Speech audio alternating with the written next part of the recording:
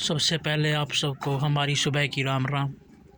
परमात्मा सबका भला करे, सबको एक अच्छे मार्ग की तरफ लेकर चले और परमात्मा सबको एक सही दृष्टि दिखाए।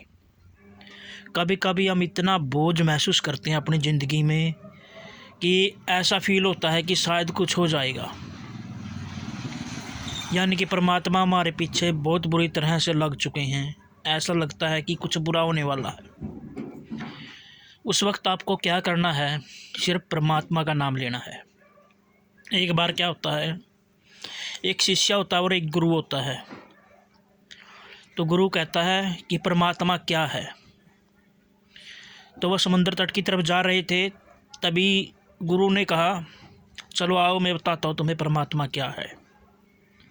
तो क्या करते हैं, दोनों समुद्र के अंदर की तरफ जाने लगते हैं। दोनों जब जाने लगते हैं तो वो क्या देखते हैं कि उसका शिष्य को डुबोने लगता है। उसका शिष्य की सहन शक्ति जितनी थी उतने वक्त तक तो उसने सहन किया। फिर उसके आगे क्या हुआ, उसने और भी डुबो के रखा। उसको तब तक डुबो के रखा कि जब तक उसके पाँव हिलने ना लग जाएं, बुरी तरह तड़पने ना लग जाए। तभी उसका शिष्य क्या कहता है कि छोड़ दो गुरुजी, यानी कि पाँव को बुरी तरह से पटक पटक के मारता उसकी तरफ भी, कि उसके गुरु को लगे कि बस मरने ही वाला है। फिर भी उसका गुरु नहीं छोड़ता उसको, कहता है, फिर भी उसको दबाए रखता है पानी के अंदर। बुलबुले उठने लग जाते हैं।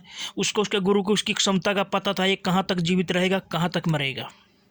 जब गुरु को लगता है कि अब ये सहन नहीं कर सकता, अब कुछ हो जाएगा, तभी गुरु उसको बाहर निकालता है। और शिष्य क्या करता है, हांफते हुए बुरी तरह से कहने लगता है गुरु से, हे गुरु, क्या आप मुझे मारोगे? क्या आपको मैं अच्छा नहीं लगता? इतनी बुरी दशा से मुझे निकाला है। तभी गुरु कहते हैं, परमात्मा इसी रूप में है, इसी तरह से है। परमात्मा को पता है हम कितना सहन कर सकते हैं, कितना नहीं कर सकते हैं। जब वो अंतिम क्षण था, वो क्या था बताओ?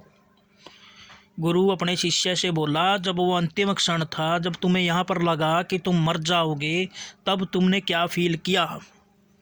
उसने कहा, मुझे सिर्फ परमात्मा नजर आए, मुझे सिर्फ परमात्मा ही नजर आए। मैं परमात्मा को याद कर रहा था तो मेरे गुरुजी मुझे मार ही देंगे।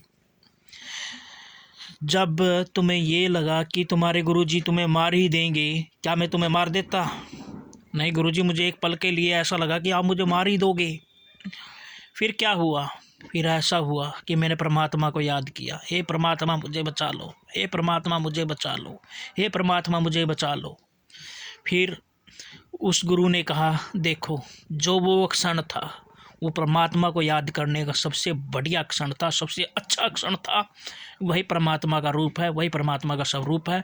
जिंदगी में कभी भी कितना भी संकट क्यों ना आए, डरना मत, सिर्फ परमात्मा को याद करना। परमात्मा ही एक ऐसी वस्तु है, एक ऐसा तत्व है, एक ऐसा गुण है, एक ऐसा अणु है, वो परमात्मा है जो इतनी विशाल सृष्टि को चला रहा है, जिसमें यही नहीं पता है कितनी बड़ी है, कितनी छोटी है।